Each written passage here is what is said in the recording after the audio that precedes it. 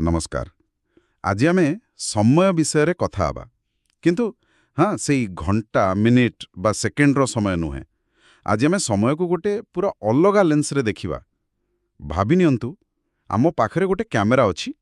आमे आम यात्रा गोटे धूलिकणारू आरंभ करिबा आ धीरे धीरे जूम आउट करी करी पूरा ब्रह्मांडर आयुष पर्यंत जीवा। आमर आजिर उत्स होची श्रीमद् भागवतर किछि अंश। तबे चलंतु देखिबा यहा भितर कौन सब लुचि रही। हाँ आउ ए यात्राटा बहुत मजादार हेबो कारण देखंतु भागवतरे जो समयर धारणा दिया जाइछि सेइटा खाली गोटे कैलेंडर नुहे। एहा भितरे दर्शन अछि आ ब्रह्मांड को बुझिबार गोटे गभीर चेष्टा भी अछि। एहा हमकु देखाए जे समय गोटे सीधा रास्ता नुहे बरং एक चक्र भली बारंबार घुरुथाए। अच्छा ताले चलंतु आम कैमेरा को पूरा जूम इन करिबा। आमर उत्स कहूची जे समय गणनार सबुठु छोट आधार होची परमाणु। एठी मो टिके अटकी जाउची। परमाणु माने गोटे भौतिक जिनिस, गोटे कणिका। तेबे गोटे कणिका सहित समयर गणना एटा केमती संभव? एटा बहुत भल प्रश्न। देखंतु एठारे परमाणु को समयर एकक भाबरे नुहे बरं समय मापिबार आधार भाबरे निया जाइछि। विचारटा हेला ब्रह्मांडर सबुठारु छोट अविभाज्य कणिकार जो गति बा स्पंदन सेइटा ही ब्रह्मांडर सबुठु मौलिक टिकटक। तेणु सेइठु ही प्रकृत माप आरंभ। एहा परे कुहा जाइछि दुईटा परमाणु मिसी गोटिए अणु हुए आउ तीनोटी अणु मिसी गोटिए त्रसरणु। त्रसरेणु ए शब्दटा केउठी सुनिला भली लागुछि। हाँ कारण एहाकु आमे देखि पारिबा। झरका बाटे घर भितरकु जेतबळे सूर्य किरण आसे सेथिरे जो छोट छोट धूलिकणा गुड़िको उड़ी बुलु थांती। अरे हाँ सेई गुड़िक। हाँ ठीक सेई गुड़िको ही त्रसरेणु कुहा जाए।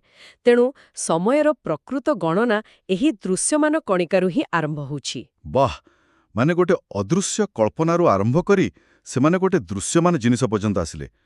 एहा परे तो त्रुटि बेध लव भली आउरी केते कण अछि। सत कहबाकू गले एते सबु मने रखिबा टिके कष्टकर। नाई नाई सबु मने रखिबा दरकार नाही। मुख्य कथा हेउची एहार पछरे थिबा विचारटाकू बुझिबा। सूर्य किरणकू सेही धूलिकणा बा त्रसरेणुकू पार करिबाकू जेतिकी समय लागे ताकू कुहागला त्रुटि। तापरे 100 त्रुटिरे गोटे बेध, 3 बेधरे गोटे लव आउ शेषरे 3 लबरे हेला गोटे निमिष। निमिष माने आखि पिछुलाके समय। अच्छा ताहले मु जदि ठीक बुझिली ए पूरा जटिल गणितर उद्देश्य थिला ब्रह्मांडर सूक्ष्मतम गतिकू आमर साधारण अनुभव सहित आनी जोड़िबा। एकदम ठीक। किंतु एठारे सबुठारु आश्चर्यकर कथा कौन जानती? कौन? ए सबु केवल कागज कलमर हिसाब नथिला। गोटे मिनिट आपण कहउचंती ए सब खाली श्लोक रे लेखा नथिला एहाकू मापिबा पई सेमानक पाखरे सतरे गोटे जंत्र थिला। हाँ आम रुक्मिरेश्वरे तारा वर्णना अछि। गोटे निर्दिष्ट मापर तंबा पात्र निया जाउथिला। तार ओजन प्राय 6 पळ।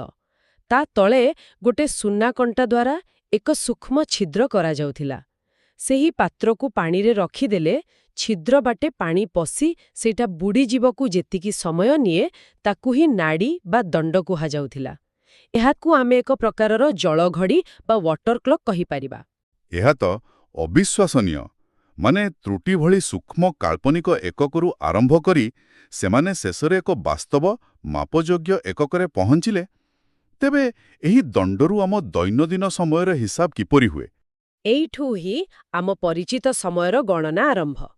2 दंड बा नाड़ी को नेई हुए गोटिए मुहूर्त आउ 6 किंबा 7 दंडरे हुए गोटिए प्रहर।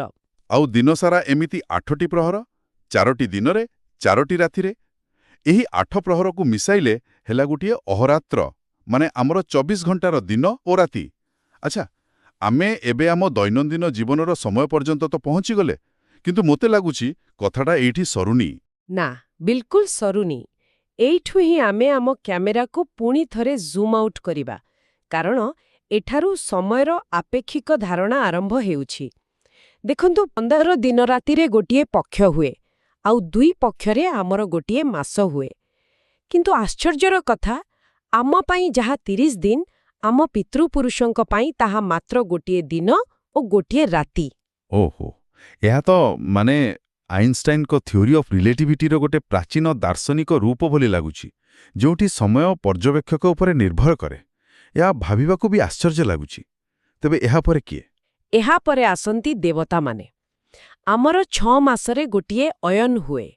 ଏହି 2ଟି ଅୟନ ମିଶି ଆମର ଯେଉଁ ଗୋଟିଏ ବର୍ଷ, ତାହା ଦେବତାମାନଙ୍କ ପାଇଁ ମାତ୍ର ଗୋଟିଏ ଦିନ ଏବଂ ଗୋଟିଏ ରାତି। ତାହେଲେ ସିଧା ହିସାବ, ଆମର 360 ବର୍ଷରେ ଦେବତାମାନଙ୍କର ମାତ୍ର ଗୋଟିଏ ବର୍ଷ। ୱାଃ! ଏବେ କଥାଟା ସ୍ପଷ୍ଟ ହେଉଛି। ଆମେ ଯେତେ ଜୁମ୍ ଆଉଟ୍ କରୁଛେ, ସମୟ ସେତେ ଧୀର ହେବାରେ ଲାଗିଛି। ତେବେ ଚାଲନ୍ତୁ ଆହୁରି ବଡ଼ ସ୍ତରକୁ ଯିବା। ଯୁଗ କଥା। ସତ୍ୟ, ତ୍ରେତୟ, ଦ୍ୱାପର, କଳି, ଏଗୁଡ଼ିକର ଅବଧି କେତେ? ହଁ, ଏଇ ଯୁଗଗୁଡ଼ିକର ଗଣନା ଦେବତାଙ୍କ ବର୍ଷ ବା ଦିବ୍ୟ ବର୍ଷରେ କରାଯାଏ। ସତ୍ୟଯୁଗ ହେଉଛି 4800 ଦିବ୍ୟବର୍ଷ, ତ୍ରେତୟା 3600, ଦ୍ୱାପର 2400, ଆଉ ଆମେ ବଞ୍ଚୁଥିବା କଳିଯୁଗର ଅବଧି ହେଉଛି ମାତ୍ର 1200 ଦିବ୍ୟବର୍ଷ। ଆଉ ଜାଣନ୍ତି, ଏହି ଯୁଗ ଭିତରେ ମୋତେ ସବୁଠୁ ଆକର୍ଷଣୀୟ ଲାଗେ ଧର୍ମର ଅବକ୍ଷୟର ଧାରଣା। କୁହାଯାଏ ସତ୍ୟଯୁଗରେ ଧର୍ମର 4 ପାଦ ଥିଲା, କିନ୍ତୁ ଧୀରେ ଧୀରେ କମି କଳିଯୁଗରେ ଧର୍ମ ମାତ୍ର ଗୋଟିଏ ପାଦରେ ଠିଆ ହୋଇଛି। ହଁ, ଏହା ଏକ ଗଭୀର ଦାର୍ଶନିକ ବିଚାର। ଆଉ ଏହି 4 ଯୁଗକୁ ମିଶାଇଲେ ହୁଏ ଏକ ଚତୁର୍ଯୁଗ। ଏବେ ନିଜକୁ ପ୍ରସ୍ତୁତ କରନ୍ତୁ, କାରଣ ଏବେ ଆମେ ଯେଉଁ ଲମ୍ଫ ଦେବାକୁ ଯାଉଛେ, ତାହା କଳ୍ପନାର ବାହାରେ। ଏହିପରି 1000 ଚତୁର୍ଯୁଗ ବିତିଗଲେ ସୃଷ୍ଟିକର୍ତ୍ତା ବ୍ରହ୍ମାଙ୍କର ମାତ୍ର ଗୋଟିଏ ଦିନ ହୁଏ। 1000 ଚତୁର୍ଯୁଗ? ଆମର ପ୍ରାୟ 43 ଲକ୍ଷ ବର୍ଷର ଗୋଟିଏ ଚତୁର୍ଯୁଗ, ଆଉ ସେମିତି 1000ଟା। ଏ ସଂଖ୍ୟାକୁ ତ ମୁଣ୍ଡରେ ପୂରାଇବା ବି କଷ୍ଟକର। ସେଥିପାଇଁ ତ ଏହାକୁ କଳ୍ପ କୁହାଯାଏ। ଏହା କଳ୍ପନାରୁ ଆସିଛି। ଏ ସଂଖ୍ୟାଗୁଡ଼ିକ ଏତେ ବଡ଼ ଯେ ଆମ ମସ୍ତିଷ୍କ ପାଇଁ ଏହାକୁ ଧରି ରଖିବା ପ୍ରାୟ ଅସମ୍ଭବ। ତେଣୁ ଏହାକୁ ବୁଝିବା ପାଇଁ ବ୍ରହ୍ମାଙ୍କର ସେଇ ଗୋଟିଏ ଦିନକୁ ମଧ୍ୟ ଛୋଟ ଭାଗରେ ବଣ୍ଟାଯାଇଛି। ଗୋଟିଏ କଳ୍ପରେ 14 ଜଣ ମନୁ ଶାସନ କରନ୍ତି, ଆଉ ପ୍ରତ୍ୟେକ ମନୁଙ୍କର ଶାସନ କାଳକୁ ମନ୍ୱନ୍ତର କୁହାଯାଏ। ଠିକ୍ ଅଛି। ତାହେଲେ ବ୍ରହ୍ମାଙ୍କର ଦିନ ବିଷୟରେ ତ ଜାଣିଲେ, କିନ୍ତୁ ଗୋଟିଏ ସ୍ୱାଭାବିକ ପ୍ରଶ୍ନ ମନକୁ ଆସୁଛି। ଯଦି ବ୍ରହ୍ମାଙ୍କର ଦିନ ଅଛି, ତାହେଲେ ତାଙ୍କର ରାତି ବି ଥିବ। ସେହି ରାତିରେ କ'ଣ ହୁଏ? ସୃଷ୍ଟି କ'ଣ ସେମିତି ଚାଲିଥାଏ? ନା, ସବୁକିଛି ବନ୍ଦ ହୋଇଯାଏ। ଆମ ଉତ୍ସ ଏହାର ଏକ ବଡ଼ ଭୟଙ୍କର ଚିତ୍ର ଦେଉଛି। ଯେତେବେଳେ ବ୍ରହ୍ମାଙ୍କର ରାତ୍ରି ଆସେ, ସେ ଯୋଗନିଦ୍ରାରେ ଶୟନ କରନ୍ତି, ଆଉ ତ୍ରୟଲୋକ୍ୟରେ ମାନେ ଭୂ, ଭୁବଃ ଏବଂ ସ୍ୱର୍ଗଲୋକରେ ପ୍ରଳୟ ଆସେ। ପ୍ରଳୟ? ତା ମାନେ ସବୁକିଛି ଶେଷ। ସେତେବେଳେ ପ୍ରକୃତିରେ କ'ଣ ହୁଏ? ଉତ୍ସରେ ବର୍ଣ୍ଣିତ ଅଛି ଯେ ସୂର୍ଯ୍ୟ ଓ ଚନ୍ଦ୍ର ନିଜ ଆଲୋକ ହରାଇ ଲୀନ ହୋଇଯାଆନ୍ତି। ବ୍ରହ୍ମାଣ୍ଡର ତଳଭାଗରୁ ପ୍ରଳୟକାରୀ ଅଗ୍ନି ଉଠି 3 ଲୋକକୁ ଗ୍ରାସ କରେ। ତାପରେ ସପ୍ତସିନ୍ଧୁ ଏକାଠି ହୋଇ ସବୁକିଛିକୁ ଏକ ବିଶାଳ ଜଳରାଶିରେ ପରିଣତ କରିଦିଅନ୍ତି। ବାପରେ, ଏହା ଶୁଣିବାକୁ ବଡ଼ ଭୟାବହ ଲାଗୁଛି। ଗୋଟେ ପଟେ ସୃଷ୍ଟି, ଆଉ ଆରପଟେ ଏମିତି ସମ୍ପୂର୍ଣ୍ଣ ବିନାଶ। କିନ୍ତୁ ଏହା ସମ୍ପୂର୍ଣ୍ଣ ବିନାଶ ନୁହେଁ, ଏହା ଏକ ବିରାମ ମାତ୍ର। କାରଣ ସେହି ପ୍ରଳୟ ଜଳ ଉପରେ ଭଗବାନ ବିଷ୍ଣୁ ଅନନ୍ତନାଗଙ୍କ ଶଯ୍ୟାରେ ଯୋଗନିଦ୍ରାରେ ଶୟନ କରନ୍ତି। ବ୍ରହ୍ମାଙ୍କର ରାତି ମଧ୍ୟ ତାଙ୍କ ଦିନ ପରି ଠିକ୍ ସେହି 1000 ଚତୁର୍ଯୁଗ ପର୍ଯ୍ୟନ୍ତ ଚାଲେ, ଆଉ ରାତି ଶେଷ ହେଲେ ସେ ପୁଣି ଉଠନ୍ତି ଏବଂ ପୁଣି ନୂଆ ସୃଷ୍ଟି ଆରମ୍ଭ କରନ୍ତି। ତାହେଲେ ବ୍ରହ୍ମାଙ୍କର ଗୋଟିଏ ଦିନ ହେଉଛି ସୃଷ୍ଟିର କାଳ ଏବଂ ଗୋଟିଏ ରାତି ହେଉଛି ପ୍ରଳୟର କାଳ। ତେବେ ଏହିପରି ଦିନରାତିକୁ ନେଇ ବ୍ରହ୍ମାଙ୍କର ପୂରା ଜୀବନକାଳ କେତେ? ବ୍ରହ୍ମାଙ୍କର ସମ୍ପୂର୍ଣ୍ଣ ଆୟୁଷ ହେଉଛି ଏହିପରି 100 ବର୍ଷ। ତାଙ୍କ ଆୟୁଷର ଅଧାକୁ ମାନେ 50 ବର୍ଷକୁ ପରାର୍ଦ୍ଧ କୁହାଯାଏ। ଆମ ଉତ୍ସ ଅନୁସାରେ ପ୍ରଥମ ପରାର୍ଦ୍ଧ ଶେଷ ହୋଇସାରିଛି, ଆମେ ଏବେ ଦ୍ୱିତୀୟ ପରାର୍ଦ୍ଧରେ ଅଛୁ। ଆମର ଏହି ବର୍ତ୍ତମାନ କଳ୍ପର ନାମ ହେଉଛି ଶ୍ୱେତବରାହ କଳ୍ପ। ଓହୋ, ମାନେ ଆମେ ବ୍ରହ୍ମାଙ୍କ ଜୀବନକାଳର ଦ୍ୱିତୀୟାର୍ଦ୍ଧରେ ବଞ୍ଚୁଛେ। କିନ୍ତୁ ଏଠାରେ ଗୋଟିଏ ବଡ଼ ପ୍ରଶ୍ନ ଆସୁଛି। ଯଦି ବ୍ରହ୍ମାଙ୍କର ଆୟୁଷ ଏତେ ବିଶାଳ, ତେବେ ସେ କ'ଣ କାଳ ବା ସମୟର ଉପରେ? ନୁହେଁ, ଆଉ ଏଇଟା ହିଁ ଏହି ପୂରା ଆଲୋଚନାର ସବୁଠାରୁ ଗୁରୁତ୍ୱପୂର୍ଣ୍ଣ କଥା।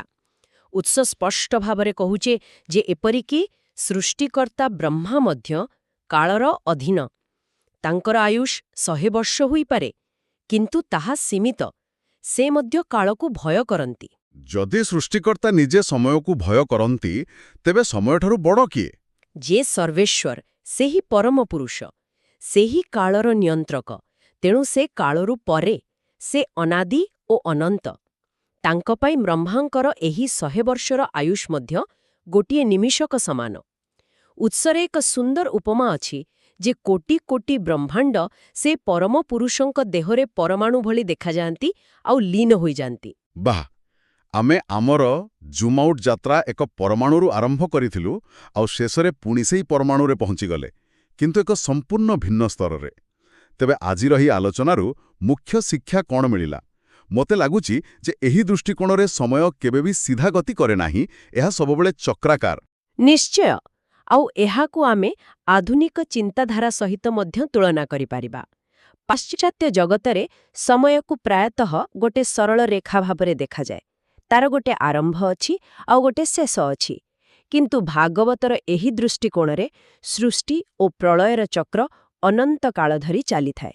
ଏଠାରେ କୌଣସି ଜିନିଷର ସମ୍ପୂର୍ଣ୍ଣ ଅନ୍ତ ନାହିଁ, କେବଳ ରୂପାନ୍ତର ଅଛି। ଏହା ଏକ ଗଭୀର ଦାର୍ଶନିକ ବିଚାର। ଆଜିର ଆଲୋଚନାରୁ ଗୋଟିଏ କଥା ଚିନ୍ତା କରିବା ପାଇଁ ରହିଲା, ଯଦି ସ୍ୱୟଂ ସୃଷ୍ଟିକର୍ତ୍ତା ବ୍ରହ୍ମା, ଯାହାଙ୍କର ଗୋଟିଏ ଦିନରେ ଆମର କୋଟି କୋଟି ବର୍ଷ ବିତିଯାଏ, ସେ ମଧ୍ୟ କାଳର ଅଧୀନ, ତେବେ ଆମର ଏହି କ୍ଷୁଦ୍ର ଜୀବନ କାଳରେ ସମୟ ସହିତ ଆମର ସମ୍ପର୍କ କିପରି ହେବା ଉଚିତ? ଆମେ କେଉଁ ଜିନିଷ ପଛରେ ସମୟ ଦେବା ଉଚିତ, ଯାହା ସାମୟିକ ନା ଯାହା